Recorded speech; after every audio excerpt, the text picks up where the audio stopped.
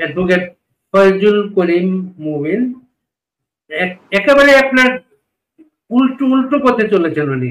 আওয়ামী লীগের দুর্যোগ, বাংলাদেশের দুর্যোগ, এই সময় উনি নিরাপদ গন্তব্য থেকে অন্যদিকে আসছে। কেন আসছেন তার কাছেই শুনবো।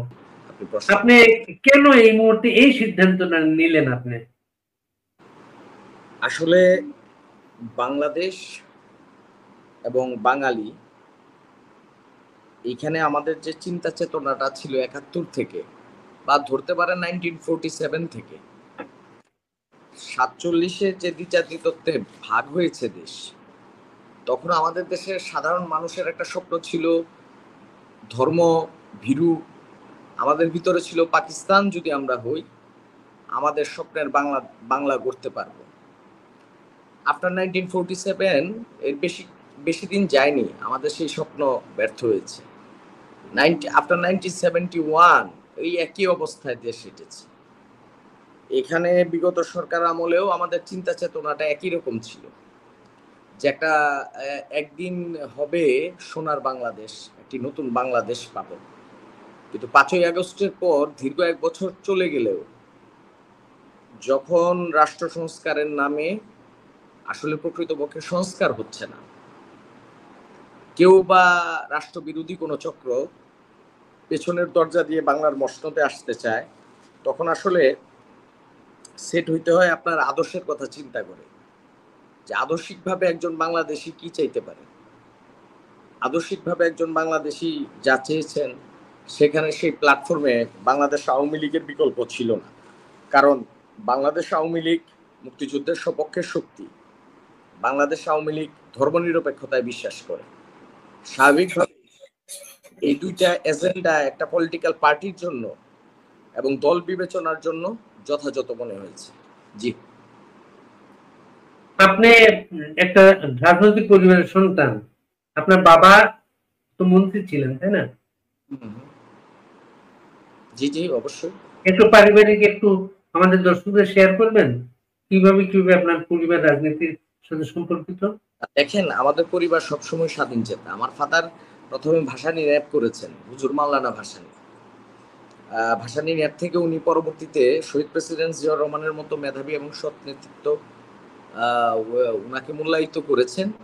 উনি উনার সর্বোচ্চ সৎ থাকার চেষ্টা করেছেন এবং সৎ মেধাবী নেতৃত্বের কারণেই উনি ভাড়া বাসায় থেকে মৃত্যুবরণ করেছেন। আমার বড় ভাইরাও ছিল, উনি ওই ধরনের রাজনীতি কখনো বিশ্বাসই করতেন না, যে আমার ছেলে মন্ত্রী হবে। যার যার ব্যক্তিগত ব্যাপারে সবাই স্বাধীন চেতা। তো সেইভাবেই আমাদের বেড়ে ওঠা। এই তো জাস্ট এইখানেই, মন্ত্রী ছেলে মন্ত্রী হবে ওইসব আমরা বিশ্বাস করি না। মানে এই আপনি পারিবারিকভাবে বিএনপি রাজনীতির সাথে সম্পৃক্ত হন, আর তো কোনো সংগঠনে কখনো কোনোদিন যান নাই? না না না, এর আগে কখনো আর তো প্রয়োজন পড়েনি, যাইনি। এই মুহূর্তে আওয়ামী লীগের খুবই দুর্দিন, আওয়ামী লীগ মুখে নিলেই মামলা হামলা শিকার হচ্ছেন, যেটা আপনিও হতে পারেন। সেটা, এই সিদ্ধান্তটা কবে নিলেন আপনি? আসলে এই সিদ্ধান্তটা হলো রাষ্ট্র সংস্কারের বিরুদ্ধে 5ই আগস্টের চেতনা থেকে। 5ই আগস্টের পরে যখন আপনি নতুন বাংলাদেশের স্বপ্ন দেখবেন, তখন যখন একই ধারায় দেশ হাঁটবে, আবার এখানে দেখবেন আপনি মুক্তিযুদ্ধের বিপক্ষের শক্তি যারা বিজয় লাভ করার পরে দেশে সোনার বাংলা গাইতে পারেন, বা যে কোনো একটি দেশাত্মবোধক গানকে আপনি গাইবেন, যখন আরেকজন রাজনৈতিক দলের নেতাকে বলা হবে উনি উনার বাংলাদেশ, আমি ওইটাও সম্মান করি, কিন্তু তখন আমাকে তো বলতে হবে বঙ্গবন্ধুর বাংলাদেশ, হুজুর ভাসানীর বাংলাদেশ। তো রেগুলারলি আপনি যদি চিন্তা করেন, দেশ তো পরিবর্তন চায়, দেশের মানুষ। এই যে আপনি অস্ট্রেলিয়া থেকে আমাকে ফোন দিয়েছেন, আপনি ওইখানে কি অ্যাটমসফিয়ার দেখেন, কি ওয়েদার আপনি ওইখানে লিড করেন, ওইখানে মানুষ কোন রিলিজিয়ন কে কি ধর্ম বিশ্বাস করছে, ওইখানে তো কারো এই ব্যাপারে হেডেক নাই। কি পলিটিক্যাল আদর্শে কে আছে সেখানে তাদের কোনো ব্যাপার নেই। তাদের কাছে ব্যাপারটা হচ্ছে মানবিকতা, ব্যাপারটা হচ্ছে কথা বলার স্বাধীনতা, ব্যাপারটা হচ্ছে রাজনৈতিক স্বাধীনতা। তাহলে যুগের সাথে তো আপনাকে তাল মিলিয়ে সামনের দিকে এগিয়ে যেতে হবে।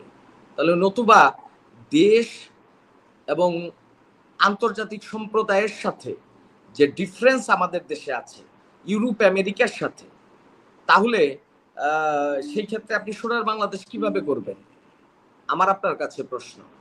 সবাই যদি গতানুগতিক প্রক্রিয়ার ভিতরেই ভাবি, শুধু ব্যক্তি প্রক্রিয়ায় ভাবি এবং প্রতিহিংসা পরায়ণও হই, ধরলাম উনি ইতিপূর্বে যা করেছে সব ভুল করেছে, এখন আমি কি আবার সেই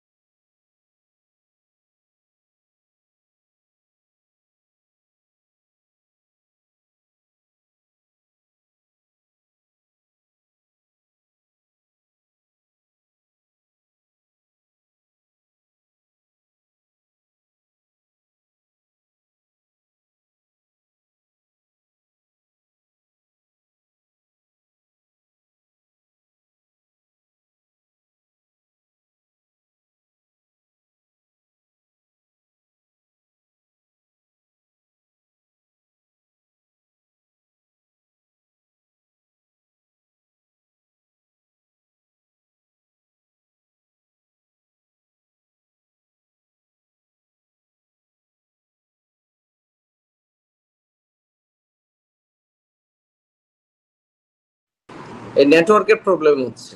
হ্যাঁ, একটু হবে সেটা। আর আপনার প্রতি তো প্রত্যাশার চাপ অনেক বেশি, এর জন্য হতে পারে সেটা। আচ্ছা মুবিন, এই আপনি লোকাল আওয়ামী লীগের নেতারা কেউ কি এলাকায় আছেন এখন, না কেউ নাই এখন? এইখানে কতিপয় লয়ার নেতৃত্ব আছেন, যারা লয়ার তারা বর্তমানে আছেন, কোর্ট করছেন, কিন্তু প্রকৃত অর্থে যারা মূলত আওয়ামী লীগের নেতৃত্ব দিয়ে এসেছেন তাদের অধিকাংশই বর্তমানে সবাই গা ঢাকা দিয়ে আছেন, যেটা আমাদের জন্য এটা কখনই সুখকর না। কারণ ইতিপূর্বেও একই অবস্থায় দেশ হেঁটেছে। এটা আমার কাছে কথাটা ঠিক এইরকম ভাবে, একই পথে যদি দেশ হাঁটে, একইভাবে যদি দেশ হাঁটে এবং আমরা ওই প্রতিহিংসা পরায়ণই থাকি, তাহলে সেক্ষেত্রে তো আসলে আপনার আমাদের পরিবর্তন হচ্ছে না কিছুই। শুধু শুধু ওই যে মুগ্ধ সহ যারা ছিলেন তারা তো মনে হয় আপনি ভাবছেন যে আমরা আসলে মুগ্ধদেরকে কতটুক নতুন বাংলাদেশ দিতে পারলাম, এটা একটা প্রশ্ন হিসেবে আসবে আমাদের সামনে ভবিষ্যতে আসবে, এবং এটা অবশ্যই আসবে। জি, আপনি আইন পেশা কবে থেকে? আমি 2013 সন থেকে বাংলাদেশ লাইসেন্স পেয়েছি। আমি 2013 সন থেকে কিশোরগঞ্জ জজ কোর্টে প্র্যাকটিস করছি। সাম্প্রতিক সময়ে যে বাংলাদেশের পরিস্থিতির কারণে আওয়ামী লীগের যেসব নেতাকর্মীরা সমস্যায় আছেন, আইনজীবী অনেকে নিতে পারেন না, আইনজীবী বা আইনজীবী তাদের পক্ষে দাঁড়াতে পারেন না। আপনি কি কোনো আওয়ামী লীগের নেতা কর্মীর পক্ষে দাঁড়িয়েছেন এর মাঝে? আমি প্রকৃতপক্ষে পূর্বে আমি আরেকটি রাজনৈতিক দল করেছি এবং সেই আদর্শে বিশ্বাসী ছিলাম। সেখান থেকে আমি কখনোই বাংলাদেশ আওয়ামী লীগের কোনো রাজনৈতিক দলের নেতাকর্মীদের পাশে দাঁড়াতে পারি, কিন্তু অবশ্যই আশাবাদী আগামীকালকের নতুন ভোর হবে। যদি দেশ এবং দেশের সামাজিক পরিবেশ, রাজনৈতিক পরিবেশ সেরকম থাকে, বাংলাদেশ আওয়ামী লীগের যে কোনো কর্মী সমর্থকের মামলা মোকদ্দমার জন্য আমি বিনা খরচে পরিচালনা করতে আগ্রহী এবং আমি রাজি আছি এবং যে কোনো অবস্থায় সেটা করবো ইনশাল্লাহ। এটা অনেক বড় একটা আশ্বাস, বড় একটা প্রতিশ্রুতি, বড় একটা আশার সঞ্চার করবে তাদের মাঝে। আপনার মতো একজন বিবেকমান মানুষ নিজের থেকে বলছেন আপনি বিনা পারিশ্রমিকে বিনা ইয়েতে কাজ করবেন সেটা। আরেকটা ব্যাপার হচ্ছে আপনি কোনো ভয় ভয় পাচ্ছেন যে এখন আপনার নামে কোনো ব্যবস্থা নেওয়া হতে পারে? এটা আসলে স্বাভাবিক। আমি বিগত সরকার আমলেও যেহেতু একটা রাজনৈতিক দলের কর্মী ছিলাম, বাংলাদেশ যদি একই পথে হাঁটে, বাংলাদেশ যেভাবে ছিল যদি সেভাবেই থাকে, তাহলে অবশ্যই ভয়ের কারণ আছে। কিন্তু আপনাকে একটা কথা জানতে হবে, যারা মুক্তিযুদ্ধে অংশগ্রহণ করেছিলেন তারা তো এই ভয়ের ব্যাপারটি পাননি। তারা জানতেন এখানে জীবন বাজি রাখতেই হবে।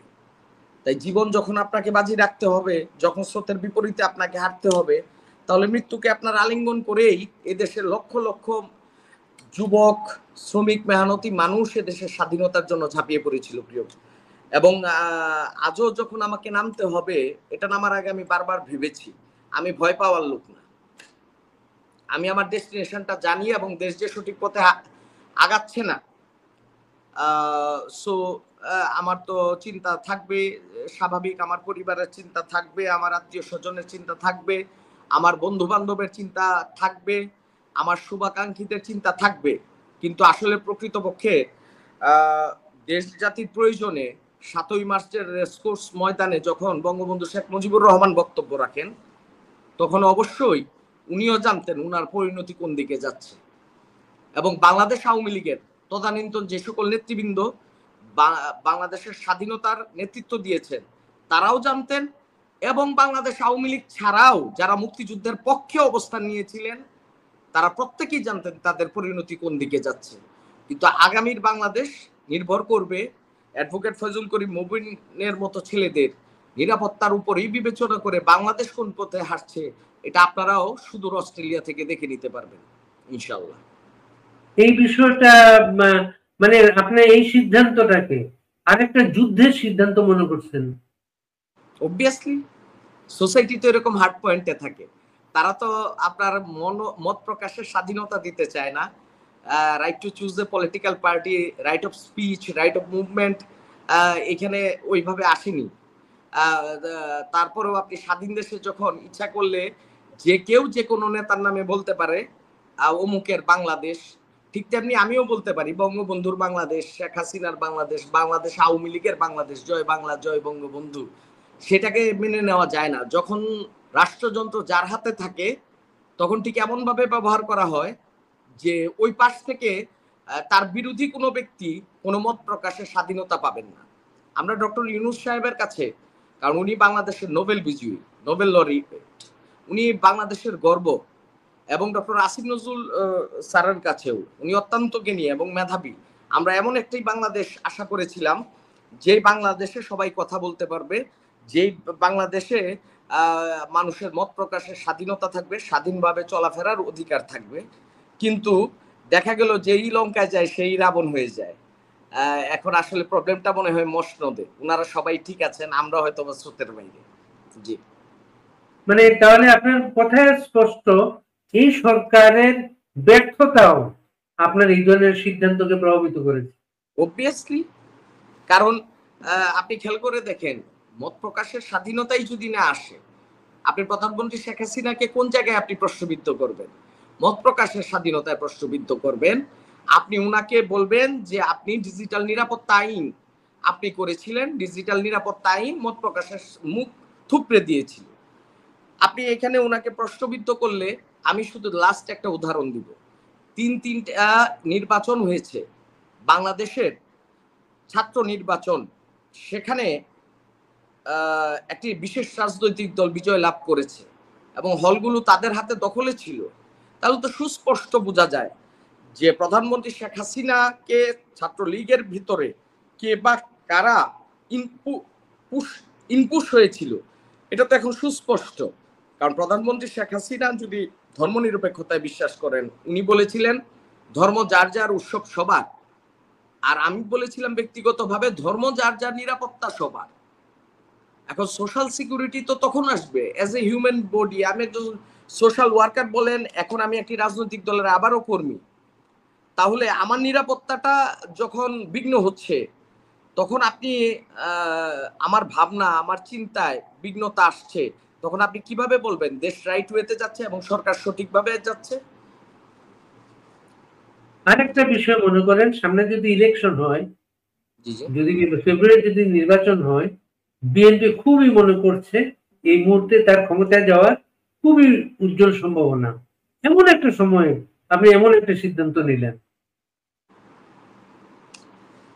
এটা আসলে নির্বাচনে যাওয়ার যে বিষয়টা, ওইখানে অনেক বড় বড় সিনিয়র নেতৃবৃন্দ আছেন, স্থায়ী কমিটির মেম্বার আছেন এবং অনেক সিনিয়র নেতৃবৃন্দ আছেন।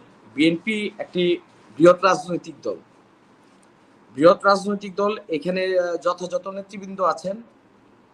আমি সাধারণ একটি রাজনৈতিক দলের সমর্থিত কর্মী, তাই এই ধরনের মন্তব্য আমি আপনার এখানে করতে পারছি না। না, আপনাকে যে আপনি আপনি স্যাক্রিফাইসটা আমি বলছি আর কি। আপনি খুব ইজি একটা পথে ছিলেন, বিএনপি যদি করে যেত, খুব ইজি একটা পথে ছিলেন।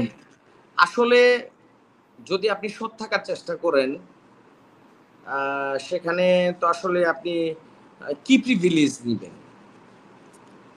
আপনাকে কি প্রিভিলেজ দিলে আপনি ওইখানে ইন্টারেস্টেড হবেন? বা দেশের যে আর্থসামাজিক অবস্থা বা রাজনীতির অবস্থা, যেই ধরনের আর্থিক বিষয় প্রয়োজন, সেই ধরনের স্কোপ তো বর্তমান পলিটিক্সে প্রয়োজন। সেই ধরনের স্কোপ না থাকলে তো আসলে যাওয়ার বিষয়টা থাকে না। আর স্কোপ যদি উপর থেকে না আসে, ওইভাবে আপনি লোয়ার করে করে করে করে আপনি যখন যাবেন, এক সময় হয়তো আপনি নিজেই দুর্নীতিগ্রস্ত হয়ে যাবেন। আওয়ামী লীগের নেতৃবৃন্দ এই মুহূর্তে বাংলাদেশে নেই। আওয়ামী লীগের একজন নেতা আছেন ঢাকায়, সাবের হোসেন চৌধুরী। উনি মূলত ব্যবসায়ী মানুষ, চুপচাপ মানুষ, এবং পশ্চিমা দেশগুলোর সাথে ভালো সম্পর্ক আছে। কয়েকদিন আগে ইউরোপীয় ইউনিয়নের কয়েকজন কূটনীতিক তার সাথে দেখা করতে গিয়েছিলেন, ধারণা করে একটা প্রস্তাব নিয়ে গিয়েছিলেন তার কাছে। উনি প্রস্তাবে রাজি হন নাই। প্রস্তাবে রাজি না হওয়ার পরে আমরা দেখলাম উনার নামে দুদক মামলার সিদ্ধান্ত নিয়েছে। তা আপনার এই ধরনের সিদ্ধান্তের পরে আপনি কি এমন কোন ঝুঁকির আশঙ্কা করেন? আসলে ঝুঁকি তো থাকবেই, কিন্তু দুদক আমার কি পাবে? আমার তো ব্যাংক অ্যাকাউন্ট নাই। কথাটা আপনি খেয়াল করেন। আর আপনি কোনো ইমিডিয়েট পাস গভর্নমেন্টের সাথেও ছিলেন না আপনি? জি, ইমিডিয়েট পাস কোন গভর্নমেন্টের সাথেও ছিলেন না। বিএনপি দীর্ঘদিন ক্ষমতায় নাই। থেকে পদত্যাগ করেছি। একটা এপিপি পদ ছিল এই সরকারের, সেখান থেকেও আমি পদত্যাগ করেছি। তো আইদার আমি তো একজন সমর্থিত বাংলাদেশ আওয়ামী লীগের কর্মী, সেখানে দল যদি কখনো যথাযথভাবে দল মনে করে যে কোনো দায়িত্ব দিবেন, প্রধানমন্ত্রী শেখ হাসিনা উনি জীবিত আছেন, সুস্থ আছেন, আমি প্রস্তুত। বিএনপির সব দায়িত্ব থেকে আপনি পদত্যাগ করেছেন, তাই তো? আমি পদত্যাগ করেছি। কবে এটা, কবে এটা? এটা আপনাকে একটু দেখে বলতে হবে। আমি পৌর বিএনপির সদস্য ছিলাম এবং জাতীয়তাবাদী আইনজীবী ফোরামের জয়েন্ট কনভেনার ছিলাম কিশোরগঞ্জ জেলা শাখার। আর জেলা বিএনপি ছিলাম সহদপ্তর সম্পাদক। ওটা সম্মেলন হয়ে যায়, স্বাভাবিকভাবে ওই পদটা ক্লোজ হয়ে যায় এবং আমি সরাসরি আমার স্পিচ আছে। আমি রাজনীতির সাথে থাকবো না তখন, আমার স্পিচ আছে। এর পরবর্তীতে আমি ব্যক্তিগতভাবে সিদ্ধান্ত নিই যে না, বাংলাদেশ আওয়ামী লীগের বিগত সময় যারা ছিলেন ওনাদের হয়তো বা অনেক রেস্ট্রিকশনের বিষয় থাকতে পারে। তা আমি যেহেতু একজন দলের সমর্থিত নতুন মানুষ, আমি এই দলের আদর্শকে বিশ্বাস করি। প্রধানমন্ত্রী শেখ হাসিনা এবং বঙ্গবন্ধু শেখ মুজিবুর রহমানের প্রতি আমার পূর্ণ আস্থা এবং বিশ্বাস আছে। দলের গঠনতন্ত্রের প্রতি বিশ্বাস আছে। একজন সুনাগরিক হিসেবে আমি আমার চয়েস করেছি এবং আমি মনে করি এই ক্ষেত্রে চিফ অ্যাডভাইজার আমাদের উনি তো অবশ্যই দেশের জন্য সর্বোচ্চ সম্মান উনি এনেছেন। আমি উনাকে অনুরোধ করব যে উনি আমাকে এই ডিসিশনটা নিতে বাধ্য হতে হয়েছে জুলাই সনদে যখন এত বৃহৎ রাজনৈতিক দলের কেউ প্রতিনিধিত্ব করে না, তখন বোঝা যাবে যে ঐক্যমত্য হয়নি, তখন আইনি বিষয়গুলো দাঁড়িয়ে যায়। তখন মুক্তিযুদ্ধের সপক্ষের শক্তি ৭১-এর বিশ্বাসে বিশ্বাসী, রাষ্ট্রীয় চেতনায় বিশ্বাসী, দেশপ্রেমে বিশ্বাসী প্রতিটি মানুষের জন্য রাজনীতিতে বাংলাদেশ আওয়ামী লীগ একটি অনুভূতির নাম এবং it's a right platform in this time to, আমি এটাকে ফাইট বলবো না, এখানে রাজনীতির মাঠে প্রতিদ্বন্দ্বিতা করার থেকে প্রতিযোগিতা, বাংলাদেশ জামাত ইসলামীকে দেওয়া প্রতিযোগিতার জন্য বাংলাদেশ আওয়ামী লীগ একমাত্র সঠিক রাজনৈতিক দল এবং যে বাংলাদেশ আওয়ামী লীগ শুধুমাত্র বাংলাদেশ জামাত ইসলামকে আগামী নির্বাচনে সত্যিকারের প্রতিযোগিতার সামনে তাকে ফালাতে পারে এমন একটি রাজনৈতিক দল বাংলাদেশ আওয়ামী লীগ, আমি এটা বিশ্বাস করি। এই বিশ্বাসটা কতদিন আপনার তৈরি হলো? বিশ্বাসটা দীর্ঘদিনে বিএনপি রাজনীতির সাথে জড়িত আপনি। অবভিয়াসলি আমি তো যে রাজনৈতিক দলে ছিলাম, আমি মুক্তিযুদ্ধের সপক্ষে শক্তি। উনি জেড ফোর্সের অধিনায়ক, উনি মুক্তিযুদ্ধের অংশগ্রহণকারী ব্যক্তি, উনি আপনার স্বাধীনতার ঘোষক। ওইখানে অনেক বিতর্ক আসছে, এগুলো নিয়ে আমরা কথা বলেছি।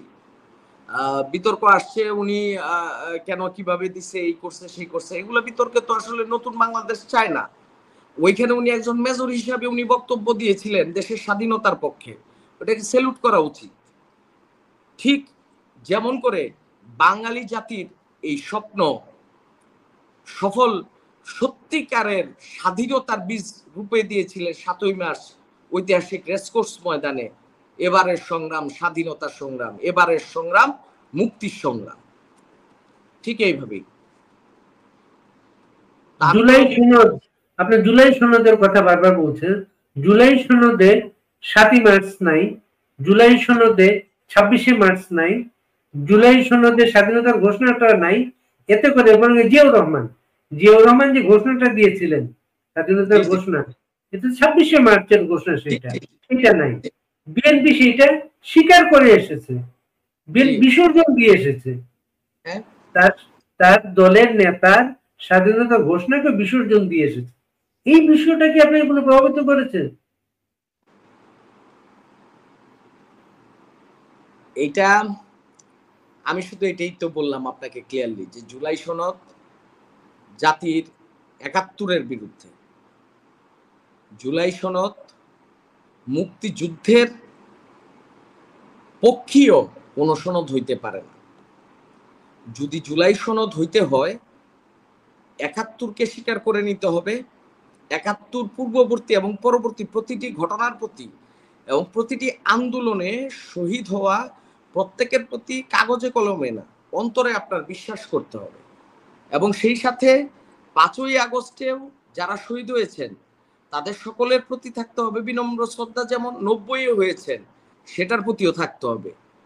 তো নতুন বাংলাদেশ এদেশে কোনো হানাহানি মারামারি চায় না, হত্যার বদলে হত্যা চায় না, খুনের বদলে খুন চায় না, গুমের বদলে গুম চায় না। কিন্তু প্রকৃতপক্ষে যার হাতেই দেশ গিয়েছে, হয়তোবা উনি বাধ্য হয়েছেন, আমরা ধরে নিব ডক্টর ইউনূস সাহেবকে আমরা ধরে নিব এত পড়াশোনা এত কিছু জানার পরেও মনে হয় বাধ্য হয়ে গিয়েছেন, আমরা এইভাবেই ধরে নিব। দীর্ঘদিন আপনি রাজনীতি করেছেন, বক্তৃতার শেষে বাংলাদেশ জিন্দাবাদ বলেছেন দীর্ঘদিন, এখন আপনি বলবেন জয় বাংলা। হ্যাঁ, জয় বাংলা। হঠাৎ করে কি পুরনো অভ্যাসে বাংলাদেশ জিন্দাবাদ চলে আসতে পারে কখনো কখনো? বাংলাদেশ জিন্দাবাদ বলার মাঝে আর জয় বাংলা বলার মাঝে এখানে কোনো ফারাক নাই। জয় বাংলা বলতে বাংলার জয়কে বোঝায়, আর বাংলাদেশ জিন্দাবাদ বলতে বাংলাদেশেরই বরত্ব বলা হয়। না, বাংলাদেশ জিন্দাবাদ, জয় বাংলা হচ্ছে আমাদের মুক্তিযুদ্ধের স্লোগান। আমাদের মুক্তিযোদ্ধারা যখন একটা অপারেশনে যেত, অপারেশনের ক্যাম্প থেকে বেরোবার সময় জয় বাংলা বলতো, এবং অপারেশন শেষে বিজয় উল্লাস করতো জয় বাংলা জয় বঙ্গবন্ধু বলে। 75-এ বঙ্গবন্ধুকে যারা হত্যা করলো তারা সেই দিন জয় বাংলাকে মাইনাস করে সেই পাকিস্তান জিন্দাবাদের মতো করে বাংলাদেশ জিন্দাবাদটা আনলো। এখন আমি উত্তরটা দেই, আমি যেটা দিতে চাচ্ছিলাম। হ্যাঁ, দেন। আপনি জয় বাংলা বলেন, ওইটা 71-এ ছিল, বা বাংলাদেশ জিন্দাবাদ বলেন, বা সেলুট বাংলাদেশ বলেন, যেটাই বলেন, প্রকৃতপক্ষে বাংলাদেশকে তো স্বীকার করে নিতে হবে। প্রকৃতপক্ষে তো 71-কে স্বীকার করে নিতে হবে। 52, 66, 52। আপনাকে সহজে আমি ছাড়ি না কেন জানেন? এত মানুষ এক লাইভে দেখছেন, কয়েক হাজার মানুষ আপনার কথা শুনতে চাচ্ছেন, এর জন্য আপনাকে বারবার এই প্রশ্নগুলো করছি। আমি আসলে ব্যক্তিগতভাবে যারা শুনতে চাচ্ছেন সবার কাছে বলতেছি, এটা নেতৃত্বের বিষয় না, পদ পদবীরও বিষয় না, আসলে স্রোতের বাইরে হাঁটা, বাঙালি বাংলাদেশিদের মাঝে দেখানো যে দেখেন পদবিহীন একটি নিশ্চিত ভবিষ্যৎ ঠেলে দিয়েই তো 71-এ যায়, একটি নিশ্চিত ভবিষ্যৎ ঠেলে দিয়েই তো মানুষ 90-এ আসে, এবং একটি নিশ্চিত ভবিষ্যৎ, নতুন ভবিষ্যৎ পাওয়ার আশাই তো 5ই আগস্ট হয়, এবং এটা অবশ্যই আদর্শিকভাবে হইতে হবে। বাংলাদেশ আওয়ামী লীগ আদর্শিক রাজনৈতিক দলের নাম। যদি আপনি 71-এর কথা বলেছেন, সেক্ষেত্রে জয় বাংলার কোনো বিকল্প কিছু নেই এই রাষ্ট্রে। জয় বাংলা, জয় বাংলায়। কিন্তু আমি বলছি, যখন দেশ স্বাধীন হয়ে গেল তখন অ্যাটিটিউড তো চেঞ্জ হইতে হবে আমাদের মধ্যে। অ্যাটিটিউড যদি আমাদের মাঝে চেঞ্জ না হয়, আপনি কিসের কি ওই একই অবস্থা। আপনি বাংলাদেশ জিন্দাবাদ বলি, বাংলাদেশ ইনকেলাব জিন্দাবাদ বলি, বাংলাদেশ সেলুট বাংলাদেশ বলি, কিন্তু যদি 71-কে বিশ্বাস না করি তাহলে 90-কেও করি না, তাহলে 5ই আগস্ট কেউ করি না। 5ই আগস্ট কাউকে বিনামূল্যে মসনদে যাওয়ার রাজনীতি না। আর যদি এটা হয়ে থাকে তাহলে এখন বাংলাদেশি যারা, তাদের কথা বলার সময় এসেছে। বাংলাদেশে দেশপ্রেমিক প্রতিটি সেনাবাহিনীর প্রশাসনিক কর্মকর্তা, দেশ ও দেশের বাইরে যারা রেমিটেন্স যোদ্ধা, তাদের আজ বাংলাদেশের পক্ষে কথা বলার সময় এসেছে। আর এটা আমার বিনীত অনুরোধ থাকবে দেশ এবং দেশের বাইরে সকলের কাছে। কেন আজকেও আমাদের ভয় পেতে হবে? আমার প্রশ্নটা হলো এইটা। আমরা তো বলেছিলাম যে জামাতকে নিষিদ্ধ করাটা একটা অন্যায়, জামাত নিষিদ্ধ হবে, যারা যুদ্ধাপরাধে যুক্ত ছিল তাদের বিচার হবে, কিন্তু জামাত সম্পূর্ণ রাজনৈতিক দলটি আপনি নিষিদ্ধ করতে পারেন না। তখন কি হয়েছে? অন্তর্মুখী ওরা ভিতরগতভাবে কাজ করেছে, যার বলি হয়ে গিয়েছে বাংলাদেশ। আপনি একটি রাজনৈতিক দলকে নিষিদ্ধ করার বিষয় তো নাই, এখানে সচেতন করার বিষয় আছে জাতিকে, যে আমি জামাতের আদর্শের সাথে কেন নাই। আমি এটা যদি আমার প্ল্যাটফর্ম থাকতো, আমি সারা দেশে বলতাম জামাতকে কেন আমি বিশ্বাসী না। এখন জামাত যদি সত্যিকার অর্থে 71-কে রেসপেক্ট করে, ভিতর থেকে ভালোবাসে, সম্মান করে, তাদের ভিতরে যদি 71-এর পরে এই বাংলাদেশিদের প্রতি ভালোবাসা আসে, বাঙালির প্রতি ভালোবাসা আসে, তাহলে তো জামাত আপনার এদেশের সকলের ভোট পেয়ে গেল, সেক্ষেত্রে তো আর আমাদের করার কিছু নাই। কিন্তু আজকে এখনো কিন্তু আপনার এটা স্থগিত, নিষিদ্ধ হয়নি বাংলাদেশ আওয়ামী লীগ। আপনি আইনগতভাবে একটু কাইন্ডলি, আমার থেকে অনেক আপনি প্রথিতযশা সাংবাদিক, আপনি ভালো জানেন বাংলাদেশ আওয়ামী লীগের কার্যক্রম স্থগিত হয়েছে, কিন্তু এখনো নিষিদ্ধ হয়নি বাংলাদেশ আওয়ামী লীগ। বাংলাদেশ আওয়ামী লীগ যেহেতু নিষিদ্ধ হয়নি, আপনি তো একে, আমার কথা তো হলো, আপনি নিষিদ্ধ হতে যাচ্ছেন কেন? এই দলটির সাথে ইতিহাস আছে, ঐতিহ্য আছে, এই দলটি বহু নেতৃত্বকে এদেশে সুপ্রতিষ্ঠিত নেতৃত্ব যারা বাংলাদেশের জন্য জীবন, শ্রম, ঘাম, দেশপ্রেম দিয়েছেন, আপনি একটি রাজনৈতিক দলকে নিষিদ্ধ করতে পারেন না। কাল, তাই আমি বলি, কাল যদি আবারও এমন হয় তাহলে বাংলাদেশ জাতীয়তাবাদী দল কেউ নিষিদ্ধ করার প্রায় তারা উঠে যাবে, আবার জামাত নিষিদ্ধ হবে। এই হিংসার প্রতি হিংসার খেলায় বাংলাদেশের ৭১-এর ৩০ লাখ শহীদ এবং মা বোনের ইজ্জত, এটা কি এতটাই ঠুনকু হয়ে গেল? সবাই শুধুমাত্র আপনার এইরকমই করতে থাকবো, এই একের পর এক রিভার্স। আপনি আমার মাথায় বাড়ি দিছিলেন দেখে আপনার বাড়িঘর সব পুরাই ফেলবো, পরে আমার ছেলে আপনার সপরিবারে হত্যা করবে, আবার ওইখান থেকে বেঁচে যাবে আপনার এক ছেলে মেয়ে, সে আবার আমাকে সমূলে ধ্বংস করবে। এটাই কি বাংলাদেশ চায়? যদি এই ধরনের বিষয় বাংলাদেশে চায় তাহলে দেশ ছেড়ে দিব, তাহলে তো আর কিছু বলার নাই, তাহলে তো আপনার দেশে থাকা অসম্ভব। যদি এটাই বাংলাদেশিদের কাম্য হয়, যারা আপনারা অ্যাব্রোডে আছেন, যে হ্যাঁ একটা রাজনৈতিক দল সমূহে, যেই রাজনৈতিক দলের ইতিহাস ঐতিহ্য দেশের স্বাধীনতার সাথে জড়িত, যেখানে প্রত্যেকটা সুনাগরিক সমর্থন করতে পারে, তাহলে সেখানে এইসবের পথেও যদি বাধা আসে তাহলে তো আর রাজনীতি করার মতো অবস্থা নাই। তাহলে সেই ক্ষেত্রে দেশ লিড করব, অ্যাসাইলাম চাবো, অ্যাসাইলাম সিক করবো। এই যে আপনাকে বলে রাখলাম, আপনিও আমার কাগজপত্র দেখবেন ইনশাল্লাহ। আবার 5ই আগস্টের পরে বাংলাদেশে বিভিন্ন জায়গায় আওয়ামী লীগের নেতাকর্মীদের বাড়িঘর পুড়িয়ে দেওয়া হয়েছে, অফিস পুড়িয়ে দেওয়া হয়েছে। আপনার এলাকার অবস্থা কি ছিল? দেখেন, যখন একটা বিস্ফোরণ হয়েছে সমগ্র বাংলাদেশে একই সিন, এবং ইতিপূর্বের বিষয়টাও ছিল কিছুটা ভাইস ভার্সা, ঠিক একই। আমি কিন্তু বারবারই বলছি, একই পথে হাঁটছে বাংলাদেশ। কিন্তু প্রধানমন্ত্রী শেখ হাসিনার কাছে আমি এর আগেও বলেছিলাম, যদি কোনো ব্যক্তি সৎ হয়, দেশপ্রেমিক হয়, মেধাবী হয়, বা কারিশমেটিক লিডারশিপ, চারটার একটার মাঝে কেউ আসে, আমি ওনার সাথে রাজনৈতিক দল করতে রাজি আছি। সেক্ষেত্রে আপনি দেখেন, মাননীয় প্রধানমন্ত্রী শেখ হাসিনা যথেষ্ট সততার সাথে আছে, দেশপ্রেমিক, ধর্মনিরপেক্ষ, এবং ওনার মাঝে কারিশমেটিক লিডারশিপ আছে। 17 ইয়ার্স তো সেটাই বলে।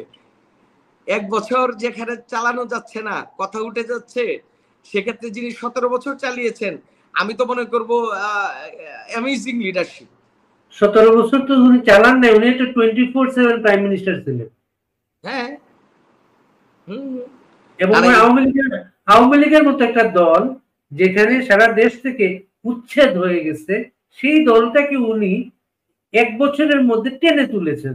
উনি প্রতিদিন কথা বলেন, প্রতিদিন গ্রাসরুটের নেতা কর্মীদের সাথে কথা বলেন। গ্রাসরুটের ছেলে মেয়েদের আমরা অনুষ্ঠানে আনি মাঝে মাঝে, ওরা আমাদেরকে বলে কি জানেন, ও বলে আমার সাথে 5 বার কথা হয়েছে, আমার সাথে 6 বার কথা হয়েছে। উনি উনি ও একটা ছেলে বললে আমি জেল থেকে বেরিয়েছি, জেল গেটে একজন আমাকে ফোনটা ধরিয়ে দিল, উনি আমাকে ফোন করেছেন। এই যে ক্যারিজমেটিক বিষয়গুলা, আপনার অ্যাডভোকেট ফজলুর রহমান উনি বলেছিলেন 5 আগস্টের পরে আওয়ামী লীগের লিখতে 10 বছর লাগবে। সেইখানে কিশোরগঞ্জে আপনি সিদ্ধান্ত নিচ্ছেন একটা প্রতিষ্ঠিত একটা সম্ভাবনা আমার সামনের সময় বিএনপির জন্য, সেটা ছেড়ে আপনি একটা দুর্যোগের দিকে স্টার্ট করেছেন। আপনি এটা তো সবার নিজস্ব চয়েস, এটা খুব বেশি বড় কিছু না, এটা খুব বেশি বড় কিছু না, এটা স্বাভাবিক। এটা আমাদের রাষ্ট্রীয় ব্যবস্থাপনাটা নষ্ট হয়ে গেছে। আমাদের রাষ্ট্রের সর্বোচ্চ স্থান থেকে সবচেয়ে নিচে সবাই এখন সুবিধার কথা চিন্তা করে, লাভের কথা চিন্তা করে। আসলে এটা তেমন কিছুই না, এটা দেশ এবং রাষ্ট্রের জন্য তেমন কিছু না। আপনি চিন্তা করেন, যে মাত্র 6 মাস হলো বিয়ে করে নাই, 1 মাস হয়েছে বিয়ে করে নাই, যে স্বাধীনতা যুদ্ধে গেছে, আপনি চিন্তা করেন সেই মেয়েটা 6 মাসের গর্ভবতী, তার স্বামী চলে গেছে স্বাধীনতার যুদ্ধে, সেই মাটা একমাত্র অবলম্বন তার ছেলে, সেই ছেলেটা মাকে ফেলে রেখে চলে গেছে স্বাধীনতার যুদ্ধে। তাহলে আজকে এটা তো খুব বেশি বড় নিউজ হওয়ার কিছু নাই, বিশাল ব্যাপার। এটা আর তেমন কি, এমনও না যে আমি বর্তমানে উপদেষ্টা ছিলাম বাংলাদেশ সরকারের, আমি উপদেষ্টা পদ ছেড়ে দিয়ে বাংলাদেশ আওয়ামী লীগে আসছি। আর এমনও না আমি কোনো রাজনৈতিক দলের আমি প্রেসিডেন্ট সেক্রেটারি ছিলাম, আমি সেইটা ছেড়ে দিয়ে বাংলাদেশের আওয়ামী লীগের সমর্থক হিসেবে আছি। কিন্তু তেমন বড় কিছু দেখার কোনো বিষয়ই নেই। সবার কাছে মনে হচ্ছে এই কারণে, কারণ আমরা দেখেছি 5ই আগস্টের আগে সবাই শেখ হাসিনা, 7ই আগস্ট, 8ই আগস্ট, 9ই আগস্ট বিধিবাম সেই একই ঘটনা, উল্টো পিঠে হাঁটে। আসলে তো আমি মনে করবো দেশের রাজনৈতিক নেতারা সকলেই সঠিক এবং দেশের রাজনৈতিক নেতৃত্ব যারা দিচ্ছেন সবাই সঠিক। কারণ ওই যে একটা আছে, যে জাতি যেমন তার জন্য শাসক নাকি তেমনই নিযুক্ত হয়। তাহলে জাতি হিসাবে যেখানে আমরা এমন হয়ে গেছি, হয়তো এই কারণে আপনার কাছে বিরল মনে হচ্ছে এত বড় একটি আধুনিক রাষ্ট্রে থেকে, নতুবা আপনি আমাকে এই প্রশ্নটা করতেন না কখনো। ওই দেশে নিশ্চয়ই এইসব কিছু চলে না, এগুলো নাই। যেমন আমরা ভোট দেই, আমরা ভোট দিতে বাধ্য হই, তো ভোট না দিলে এখানে জরিমানা হয়। আচ্ছা, এখানকার মানুষ কাজকর্ম নিয়ে এত ব্যস্ত, তার ভোট দেওয়ার সময় নাই। এখানে শনিবার দিন ভোট হয় যাতে মানুষ ভোট দিতে পারে, আর্লি ভোট সেন্টার হয় ভোটের আগে 2 সপ্তাহ আগে থেকে, যাতে মানুষগুলো ভোটটা দেয়। কারণ ভোটটা যদি না দেয়, মিস হয়ে যায়, তার কিন্তু ফাইন হয়। আচ্ছা অ্যাডভোকেট মোমিন, আপনি কয়েক ঘন্টা আগে কিন্তু আপনি নতুন একটা জন্ম নিয়েছেন, তাই না? কয়েক ঘন্টা আগে। এবং এই কয়েক ঘন্টায় আপনি যেসব প্রতিক্রিয়া পেয়েছেন, আপনি অভিনন্দন বেশি পেয়েছেন না হুমকি পেয়েছেন? কোনটা বেশি পেয়েছেন? অভিনন্দন বেশি পেয়েছি। কেউ কেউ হুমকি দিয়েছে? হ্যাঁ, হুমকি পেয়েছি, কিন্তু হুমকিকেও আমি জি, আমরা শেষ করব আপনাকে আমরা অনেক কিন্তু আমি মত প্রকাশের স্বাধীনতাকে সম্মান জানাই। যে বা যারা যে ধরনের কথাবার্তা বলেছেন, হুমকি দিয়েছেন, তাদেরকে সাধুবাদ জানাই। This will be the real aspect of our Bangladesh and real condition of our Bangladesh and the people of our Bangladesh, what the people thought, এবং the tolerance capacity of our country and the People Republic of Bangladesh. অবশ্যই আমি মত প্রকাশের স্বাধীনতাকে সম্মান জানাই। যে বা যারা হুমকি দিয়েছেন তাদেরকেও আমার সাধুবাদ আছে। যদি আমি রাজনীতি ভবিষ্যতে করতে পারি, আপনারা অন্তত কথা বলতে পারবেন ইনশাআল্লাহ। যাতে আমাদের মাঝে না থাকে, আমরা যাতে স্টেবল নতুন বাংলাদেশ দেখতে পারি, মানুষের মত প্রকাশের স্বাধীনতা থাকে, রাজনৈতিক দল চুজ করার স্বাধীনতা থাকে, পদ পদবি সেটা কোনো প্রতিযোগিতা আছে, প্রতিদ্বন্দ্বিতা ভাষা কোথায় বর্তমান হয়। এই আধুনিক বাংলাদেশ ফিরিয়ে মানে বাংলাদেশ আওয়ামী লীগের পাশে থাকুন। জয় বাংলা, জয় বঙ্গবন্ধু, জয় শেখ হাসিনা, জয় বাঙালি ও বাংলাদেশি, যারা প্রত্যেকেই এদেশের স্বাধীনতা বিশ্বাস করেন। আসসালামু আলাইকুম। মুমিন সম্ভবত যোগ দেবেন না, উনি একটা ভয়েস মেসেজ পাঠিয়েছেন যা আমি শুনিয়েছি, এটা আপনাদের আবার শোনাচ্ছি আমি। আমি বলে দিচ্ছি আপনাকে, স্টুডিওতে থাকা সবাইকে ধন্যবাদ আমার কথা শোনার জন্য। আমি একটা স্থিতিশীল প্রতিহিংসা পরায়ণতা যাতে আমাদের মাঝে না থাকে, আমরা যাতে স্টেবল নতুন বাংলাদেশ দেখতে পারি, মানুষের মত প্রকাশের স্বাধীনতা থাকে, রাজনৈতিক দল চুজ করার স্বাধীনতা থাকে, পদ পদবি সেটা যেন প্রতিযোগিতা আছে, প্রতিদ্বন্দ্বিতা ভাষা কোথায় বর্তমান হয়। এই আধুনিক বাংলাদেশ ফিরিয়ে মানে বাংলাদেশ আওয়ামী লীগের পাশে থাকুন। জয় বাংলা, জয় বঙ্গবন্ধু, জয় শেখ হাসিনা, জয় বাঙালি ও বাংলাদেশি, যারা প্রত্যেকেই এদেশের স্বাধীনতা বিশ্বাস করেন। আসসালামু আলাইকুম। আপনারা নিশ্চিত তার কথাটা শুনলেন, উনি আর এখানে যুক্ত হতে পারছেন না, ওনার নেটওয়ার্ক সমস্যার কারণে। উনি একটা ভয়েস রেকর্ড পাঠিয়েছিলেন, সেটা আমরা আপনাকে শোনালাম।